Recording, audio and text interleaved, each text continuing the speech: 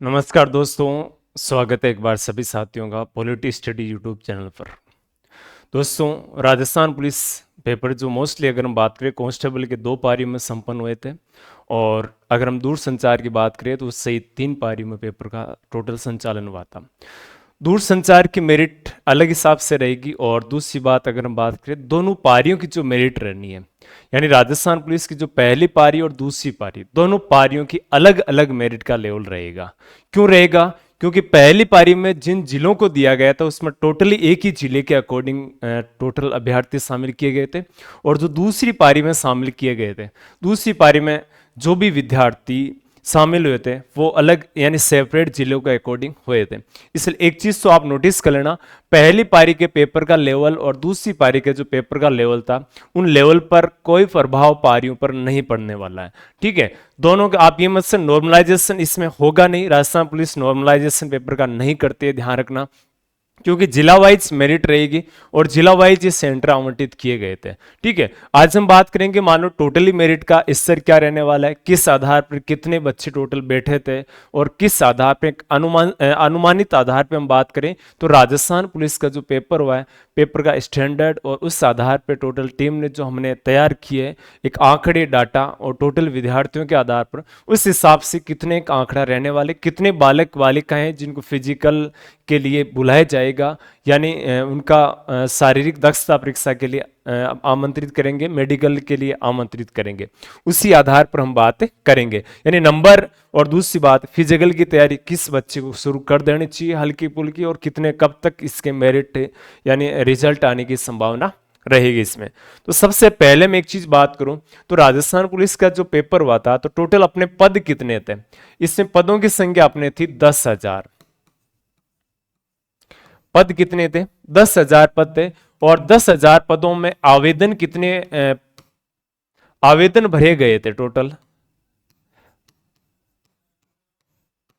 5,24,000। ठीक है, उसमें से परीक्षार्थी जिन्होंने परीक्षा दी, परीक्षा में शामिल होने वाले विद्यार्थी, ये सबसे महत्वपूर्ण डाटा है जो अपने मायने में रखने याद रखने इसमें ध्यान रखना। टोटल परीक्षा में शामिल हुए थे 3,76,000,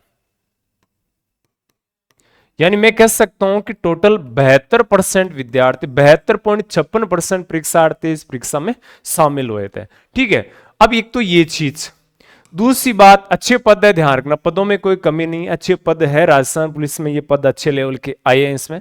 दूसरी बात अगर हम बात करें तो 10,000 पदों के लिए टोटल 5 गुना बुलाए जाते हैं इसमें, यानी मेरिट में पास किए जाते हैं, इनको शारीरिक दक्षता और मेडिकल पास करना होता है। यानी कितने विद्यार्थी इसमें बुलाए जाएंगे, लगभग अगर हम बात करें तो 50,000 परीक्षार्थी इसमें बुलाए जाएंगे, यानी प्रत्येक 7 एग्जाम देने वाले प्रत्येक 7-8 विद्यार्थियों में से एक विद्यार्थी का सिलेक्शन इनमें चयन सूची में नाम आना है।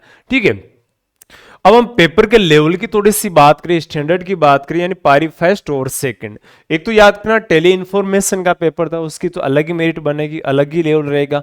ओलो अगर देखा जाए तो जो फर्स्ट शिफ्ट में पेपर हुआ था उससे थोड़ा सा 5 नंबर कम ले लेना, उसी आधार पर टेली यानी दूर संचार का जो पेपर हुआ था उसकी मेरिट रहने वाले। यहां से देखो जो पेपर में अगर ऑल ओवर पूछा क्या गया था, पूछा इसमें गया था मोस्टली, आपको ध्यान देना एक तो इसमें देखो पॉलिटी के अच्छे क्वेश्चन आए, पहली शिफ्ट में 10 क्वेश्चन आए थे, जबकि दूसरी शिफ्ट में 17 क्वेश्चन पूछे गए। दूसरी शिफ्ट के क्वेश्चन बहुत इजी लेवल के थे, बहुत इजी मतलब बहुत ही इजी लेवल के क्वेश्चन इसमें पूछे गए थे। ठीक है, मैथ्स के क्वेश्चन फर्स्ट शिफ्ट में पूछे गए थे 26, और सेकंड में पूछे गए थे कितने? 17 क्वेश्चन इसमें पूछे गए थे। और रीजनिंग की अगर बात करें तो रीजनिंग के क्वेश्चन इसमें आए थे 15 टोटल। इन दोनों को मिलाकर बात करें, मैथ रीजनिंग पहले पेपर में 41 थी, जबकि दूसरे में कितने थे? 35 क्वेश्चन के लगभग थे। ठीक है, कंप्यूटर दोनों में अच्छे लेवल थे, 15-15 इसमें पूछे गए।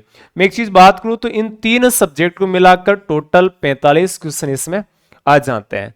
ठीक है, पॉलिटी दूसरी बात, साइंस के क्वेश्चन पहले शिफ्ट में 11 और दूसरी में कितने? 18 क्वेश्चन पूछे गए थे। देखो दोनों का लेवल सेम नहीं आ रहा, बहुत कम ज्यादा का अंतर आ रहा है। राजस्थान की ज्योग्राफी की 18 और 13 सेकंड शिफ्ट में, राजस्थान की हिस्ट्री और कल्चर 19 और 18 पूछे गए थे। इंडियन ज्योग्राफी के 7-7 क्वेश्चन दोनों में आए थे, देखने को मिले। इंडियन हिस्ट्री के क्वेश्चन 3-4 दोनों शिफ्टों में देखने को मिले थे, इजी लेवल का था, ध्यान रखना। और अदर मिला के तो 20, 21 या 22 से 27 सेकंड शिफ्ट में अदर क्वेश्चन, टोटल ये जो टोटल अगर हम बात करें ना तो 150 क्वेश्चन का लेवल इसमें रहा था। इसका जो पेपर का लेवल था बहुत इजी था, इसका थोड़ा मुश्किल था, थोड़ा सा कठिन लेवल इसमें दिया हुआ था, ठीक है। तो दूसरे शिफ्ट की जो मेरिट है वो मेरिट थोड़ी हाई जाएगी और फर्स्ट शिफ्ट की मेरिट है वो कम रहेगी, ध्यान रखना, ठीक है। नॉर्मलाइजेशन इसमें नहीं होना, ये भी पॉइंट इसमें आपको नोट करके चलना। अब देखो सेकंड शिफ्ट और फर्स्ट शिफ्ट की अगर हम बात करें तो इसके आधार पर आपको किस आंकड़ा और किस आधार पर रहना, यानी मेरिट का बेस क्या रहेगा।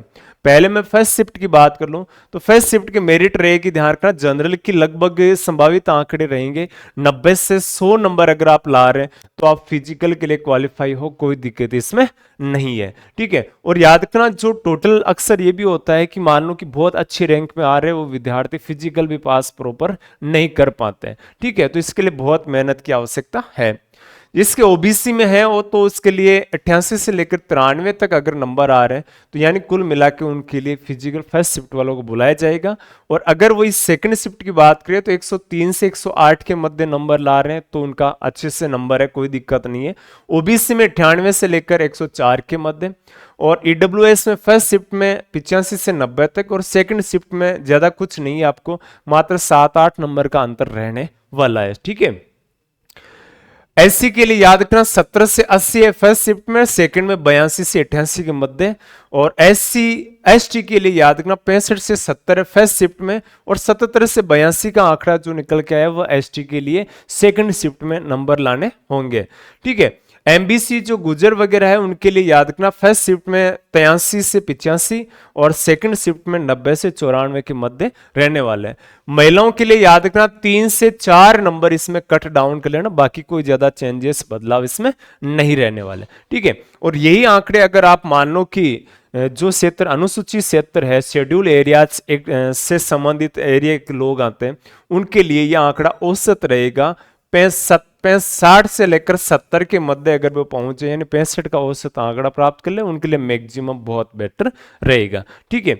ये आंकड़ा औसत रहेगा। और यही आंकड़ा लगभग अगर हम मान लो की बात करें, जैसे मान लो कि तलाकशुदा या फिर उनके लिए विधवा कैटेगरी वगैरह है तो उनके लिए इस आंकड़े तक ज्यादा जरूरतें नहीं पड़ेगी, इससे कम रहने वाला है, ठीक है। ये औसत आंकड़ा अपने मेरिट बेस का रहेगा। और राजस्थान पुलिस का जिन्होंने भी दिया उसके अकॉर्डिंग, यानी अक्सर जो इसमें पेपर देने वाले थे, मैंने 80 से 90% ऐसे बालक जो इसमें थे जो अधिकांश से 4th ग्रेड की तैयारी कर रहे थे, यानी मैं कहूँ तो 10 से 20% ही बालक ऐसे थे टारगेट करके राजस्थान पुलिस की तैयारी कर रहे थे।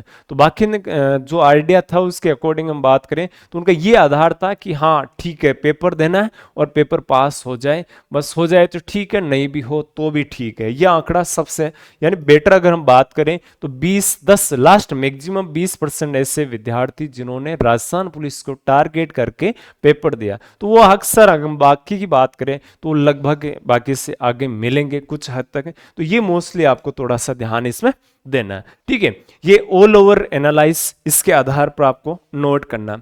तो एक चीज अच्छे से ध्यान देना, इसमें नॉर्मलाइजेशन की ज्यादा आवश्यकता नहीं होती क्योंकि अलग अलग लेवल है, हर सेंटर हर जिले वाइज रहता है इसमें, और हर जिले की अलग मेरिट रहती है। और वैसे भी राजस्थान पुलिस अपना नॉर्मलाइजेशन नहीं करती है। तो फर्स्ट शिफ्ट में अगर आपका पेपर हुआ है और सेकंड शिफ्ट में इजी आया तो इसका आप डाउट नहीं लेना कि सेकंड शिफ्ट में पेपर का लेवल बहुत ज्यादा इजी था, हमारे से इजी था, कोई दिक्कत नहीं, उनके मेरिट थोड़ी आपसे क्या हो जाएगी, ज्यादा रहेगी। और जैसे हम बात करें से पद्मनी बटालियन है जहां पोस्ट ज्यादा थी, उनकी थोड़ी मेरिट क्या रहने वाली, कम रहने वाले, डाउन रहने वाले। यह आधार मेरिट का इस प्रकार से रहेगा। तो इसी प्रकार की ताजा जानकारी अपडेट के लिए आप जुड़े रहिए पॉलिटी स्टडी यूट्यूब चैनल पर। मिलते हैं अगले क्लास में अगले नेक्स्ट टॉपिक के साथ, नए अपडेट जानकारी के साथ। आज के लिए साथियों को जय हिंद, राम राम साथियों।